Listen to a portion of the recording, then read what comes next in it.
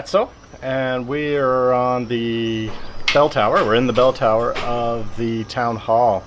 If you think of it functionally and logistically over the years, it's found its place on the map because of its strategic location and where it sits at the foothills of the Apennine Range and fairly near to some major river sources, which once upon a time were much more navigable than they are today. In fact, the Tiber River, the main river that leads through Rome, that cuts through the center of Rome, and the Arno River that leads towards the Mediterranean through Florence,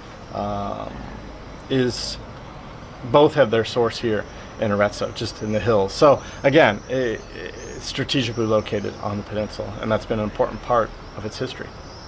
And of course, if we think about some of the readings we've done on the geography of the peninsula, maybe we could think of Arezzo as a microcosm of this much larger idea of these kind of microclimates and these microcultures that grow up in Italy on a peninsula due to the geography. So you can see behind me quite a few hills. Arezzo sits at the confluence of several smaller valleys that lead into the mountains beyond. And because of this accessibility to the passes throughout the history of the town of Arezzo, way back in the Etruscan period, 1200 years before the birth of Christ, BCE, all the way up through the Roman period, in which Arezzo was a very important Roman town, really beginning in the 1st century BCE up until fairly modern times. One of the reasons that Arezzo was bombed in World War II was because it sat at a very important geographic, strategic location on the peninsula. So my point is that because of the importance of Arezzo, at the beginning of the series of passes that you need to go through in order to get to the other side of the peninsula, that is moving from west to east, which is always difficult here because of the Apennine Range, Arezzo has always been a town that has had some kind of occupation associated with it, mainly beginning in these early primitive cultures on the hills. And so when you travel in these towns, you'll see that the early Etruscan sites, be they the temple sites or the business sites, whatever they may be, will be up on top of the hill. And then of course it makes it easier to fortify. As the Romans make their way into these towns, they tend to occupy the lowland around the hills to drill troops, to build the cities that eventually will be kind of their hallmark in terms of expansion. I think one of the really interesting aspects of exploring these towns, and Arezzo is particularly useful in trying to illustrate this idea, is that there is almost an onion-like effect. There's multiple layers to the city. What we're walking through today, and its various facets, is obviously medieval. The city, in the way that you see it when you walk around in the historic center of Arezzo, dates to the 1200s, 1300s.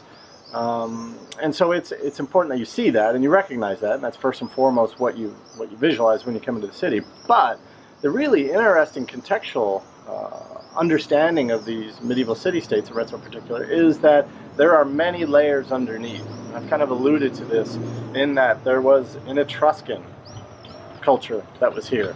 Arezzo was one of the most important of these Etruscan cities. There were 12 of the major cities in what was known as Etruria, or what will later be known as Tuscany. Arezzo was one of the most important of these 12 Confederation cities. And so, again, that's visible in various parts as one of the layers. Then you have the Romans, in which Arezzo becomes Arretium. It becomes this very important Roman town that some historians have suggested that it was the 3rd largest town outside of Rome and Capua. Might be a bit of an exaggeration there, but the idea is that Rome thought Arretium, or Arezzo, was an important town because of its strategic location. There's that layer to it as well. And of course, as the Romans pass into the darkness of history, the mists of time, that Christian moment rises to the top, and it becomes a very, very important Christian town.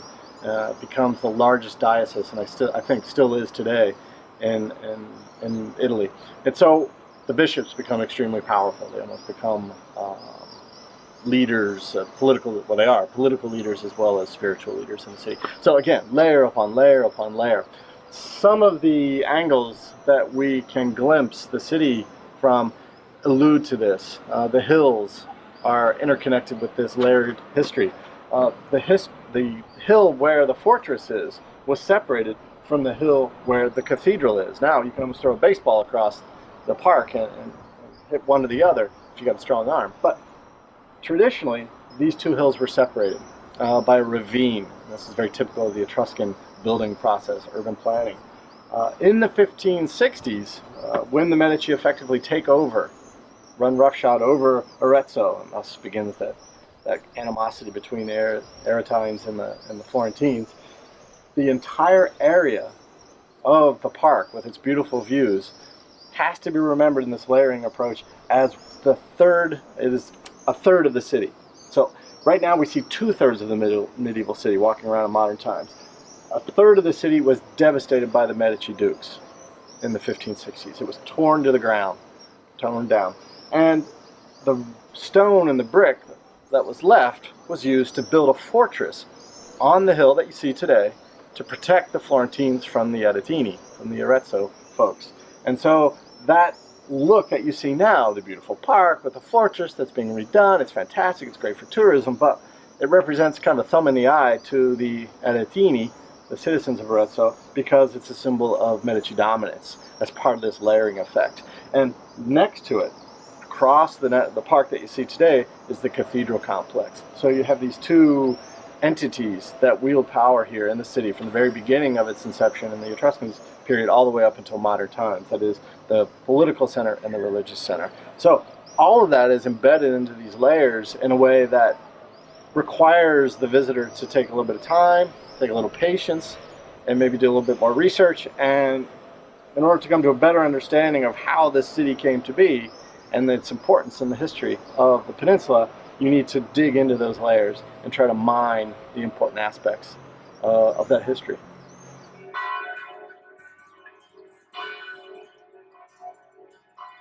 We're in the Piazza Grande here in Arezzo, and this is a really good opportunity to show you a little bit more about the layering effect that we can see when we're walking around these medieval towns.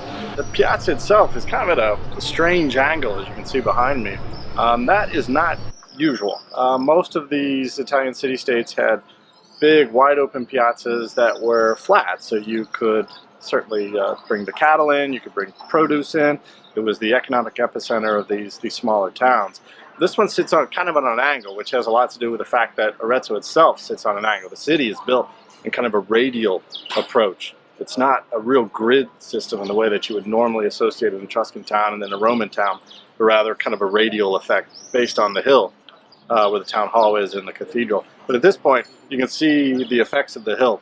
This Piazza Grande is fairly large, I guess, for a smaller town, but it used to be a much, much bigger piazza. It was probably twice the size that you see today. And that diminution process took place in the 1560s, again under the Medici dukes. So once the Medici dukes had effectively controlled the Aretini after many, many years of revolts and uprisings, they finally began to reshape the city in their image, that is the Medici dukes. And so the piazza became smaller, and Giorgio Vasari builds this fantastic loggia that allows for shops and official entities, taxes, lawyers that are associated with the Medici dukes to set up shop here in this loggia. There's this long, beautiful arcade that makes the piazza very comfortable on a hot summer day. Some of the other things that you can envision here are the various architectural entities here. We have a building called the Laici, which is representative of a home of a lay fraternity that was very important to the history of the city and still is today. Began in the 13th century and exists all the way up until modern times, and still very much a part of the local fabric today. You can see the backside or the apse of the most important church, probably even I would suggest more important than the cathedral itself. The Pieve, or the baptismal church that was here in the center of town, that was here long before the cathedral that we see today was ever around. Okay, we're standing on one of the main streets in Arezzo, in the medieval part, the historic center of the city, called Corso Italia. It's renamed probably a million different times over the centuries, but halfway between the lower part of the city and the upper part of the city sits a very important church called the Pieve. Now, we're not really sure exactly where the word Pieve comes from. It probably has a lot to do with this idea of popular. Regardless, traditionally a Pieve church is a church in which baptisms were formed. So you can imagine being an ancient church here in the city center had a very important place in the spiritual fabric of the city. We're talking about a church that dates back to at least the 11th century. Some people even suggest that this is in and around the area where the first cathedral complex was here in Arezzo. Now, that may not sound like much, but Arezzo has the honor of being the first Christian city outside of Rome. So we're talking about the 4th century here. And so as part of this apostolic history of the city, there's this constant search for the first cathedral. That is the first seat of the bishop of Arezzo. And there's not really any kind of consensus on where that church was. Some people think it might have been here in the ancient city center. So regardless, we have a very old church that's been very much a part of the spiritual fabric of the city for centuries. And now I juxtapose that with the cathedral. The cathedral, as we see it today, dates to the 13th century. What you basically have is this intimate side of the spirituality of Arezzo and this more public side of the spirituality of Arezzo as represented by the Catholic Church in Rome. This church, the Pieve, is really truly the heart and soul of the city, spiritually speaking. You can see, based on the date, the style is Romanesque. Fantastic multitude of columns that you see on the facade gives it that Romanesque style component. There are very small windows. It's a kind of a darker space on the inside. But regardless, it wasn't always about the aesthetics. It was about the spiritual presence of the place. And of course, that's why it takes on this importance in the city. Now, the other thing to consider is this whole process by which the church, the Pieve, is situated on this important thoroughfare of medieval Arezzo. The other streets that come together here are a part of a language of architecture that you need to be aware of when you're walking around town. It's not just a building, let's talk about it as an object. We can infer spirituality because it is a church, but it's much more complex and convoluted than that.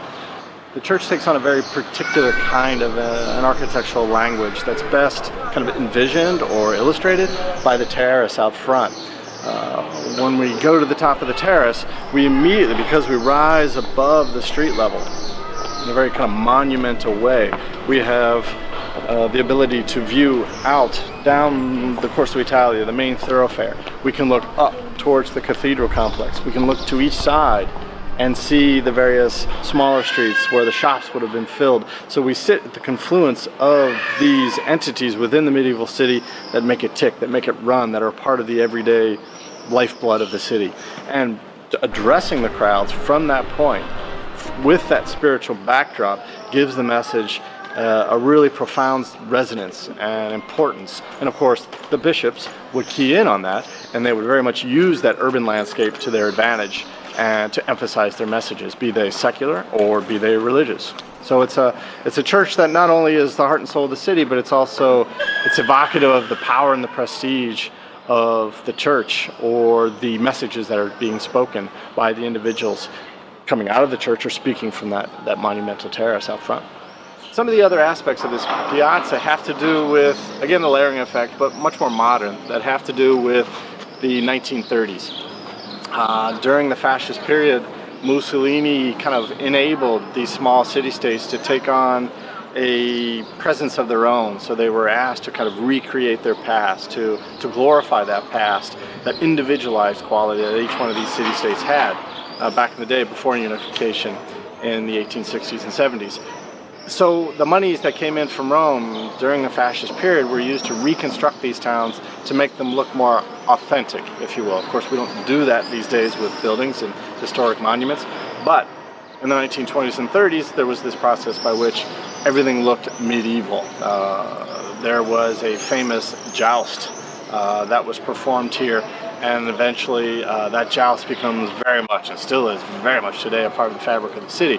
But the joust was a reinvention of this medieval tradition, and again, under fascism. Much of the buildings, or many of the buildings here, have this very medieval kind of feel. They have balconies on the outside, they have crenellation, tower homes are reconstructed. All of that is done under the fascist reign to bring these cities back to life and to give them their own sense of self within this unified whole that Italy had become, and it was very necessary for this eventual war movement.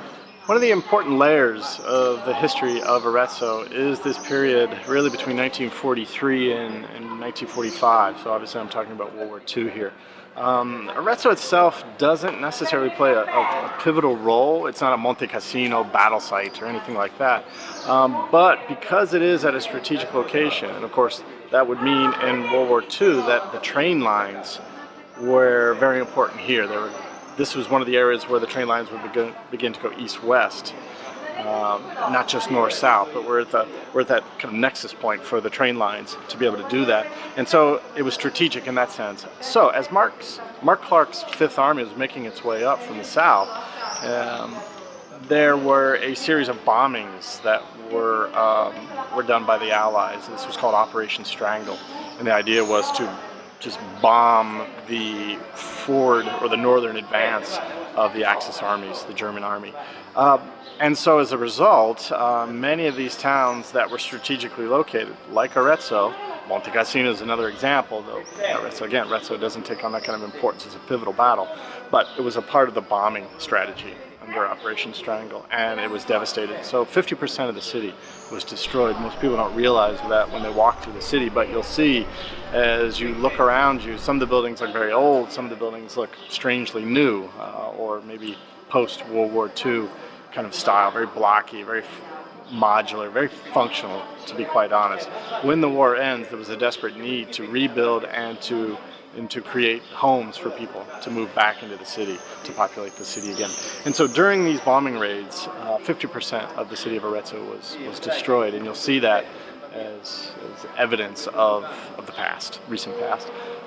The building behind me here is a part of a very particular kind of museum. It's a collector's museum. It's called the Bruschi Museum. Bruschi was the man who founded the antiques fair that is world famous here in Arezzo. So the building itself was bombed out in World War II, and there was a fountain that remained after the bombing, but the entire section of this city block, medieval city block, was destroyed. So up until about 5 years ago or so, there was nothing happening here except for the remnants of this fountain. Recently, they rebuilt the structure based on the same footprint and the same square footage, more or less. And a lot of that has to do with this Rubik's Cube quality of building things that are new within a medieval center.